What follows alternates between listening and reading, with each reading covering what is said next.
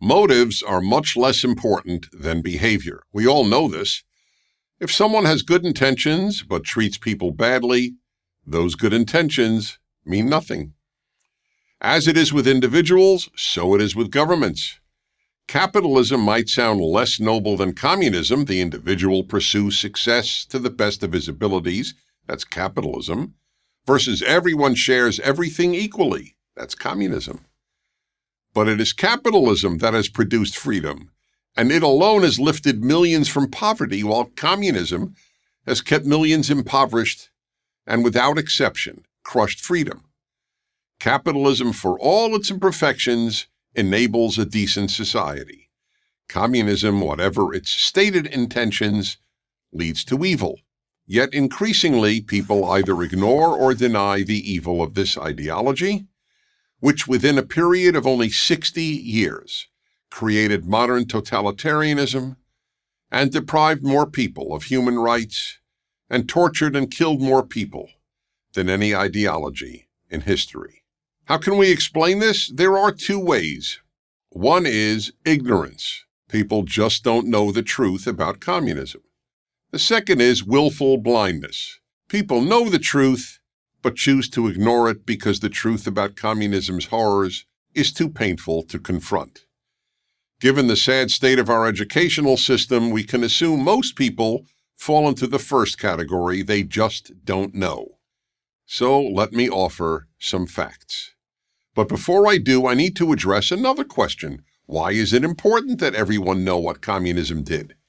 Here are 3 reasons. First, we have a moral obligation to the victims of communism not to forget them. Just as Americans have a moral obligation to remember the victims of slavery, we have the same obligation to the billion victims of communism, especially the 100 million who were murdered. Second, the best way to prevent an evil from reoccurring is to confront it in all its horror. The fact that many people today, especially young people, mention communism as a viable option for modern society proves they don't know communism's moral record. Therefore, they do not properly fear communism, which means this evil could happen again. And why could it happen again? That brings us to reason number 3. The leaders of communist regimes and the vast number of people who help those leaders torture, enslave, and murder were nearly all normal people. Of course, some were psychopaths, but most were not, which means that any society, including free ones, can devolve into communism or some analogous evil.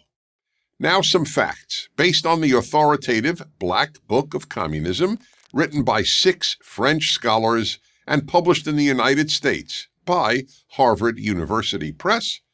Here are the numbers of people murdered by communist regimes, not soldiers, ordinary civilians.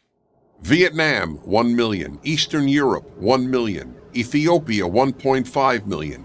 North Korea, 2 million. Cambodia, 2 million. The Soviet Union, 20 million. China, 65 million.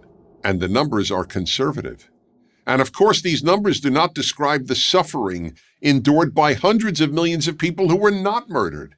The systematic stripping people of their right to speak freely, to worship freely, to start a business, or even to travel without party permission. No non-communist judiciary or media. The poverty of nearly all communist countries. The imprisonment of vast numbers of people. And of course, the trauma suffered by the hundreds of millions of friends and relatives of the murdered and imprisoned. These numbers don't tell you about the frozen millions in the vast Soviet Siberian prison camp system known as the Gulag Archipelago, or the Vietnamese communists' routine practice of burying peasants alive to terrorize other peasants into supporting the communists, or Mao Zedong's regular use of hideous tortures to punish opponents and intimidate peasants. People associate evil with darkness, but that's not accurate. It is easy to look into the dark. It is very hard to stare into bright light. One should therefore associate evil with extreme brightness, given that people rarely look at real evil. And those who do not confront real evil often make up evils, like systemic racism in 21st century America, or toxic masculinity, or patriarchy that are much easier to confront. The book of Psalms states, "Those of you who love God must hate evil." If you don't believe in God, here's another way of putting it. Those of you who love people must hate evil. If you don't hate communism, you don't care about, much less love, people. I'm Dennis Prager. Thank you for watching this video. To keep PragerU videos free, please consider making a tax-deductible donation.